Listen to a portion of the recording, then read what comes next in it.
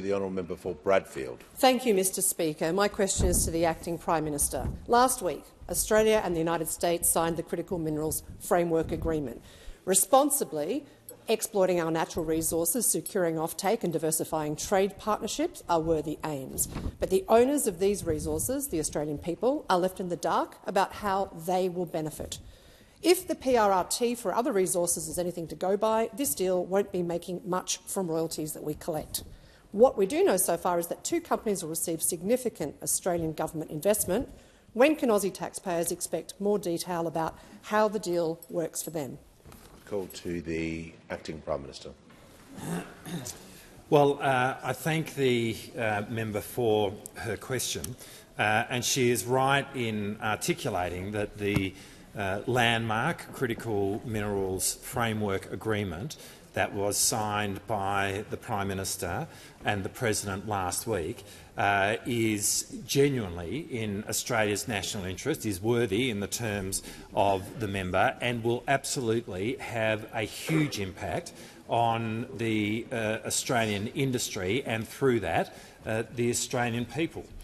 Critical minerals is one of the great opportunities that our nation has.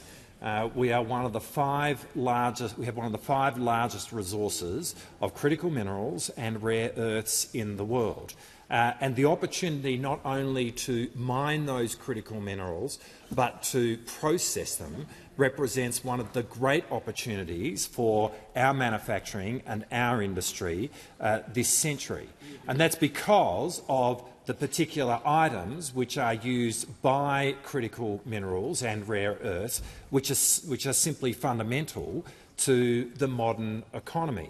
Now, what we have faced globally is that whilst we have been engaging in the mining and extraction of critical minerals and rare earths, the processing of them, a sector which would involve significant employment and significant industrial development in this country, has proven much more difficult given the structure of the global market. And that's why we have put in place a number of measures, such as the Critical Minerals Production Tax Incentive and the Critical Minerals Facility, to demonstrate that the Australian government is there supporting the critical minerals sector to engage in that kind of work. And that represents a $28 billion investment in this sector by our government since 2022. In saying that, I would add that when it comes to the Critical Minerals Production Tax Incentive, we did that in the face of the opposition of the coalition, who talked about that as billions for billionaires, completely failing to understand what this represented for Australian industry. But it is difficult to do this on our own, and that is why the agreement that we signed with the United States last week between the Prime Minister and the President was so important.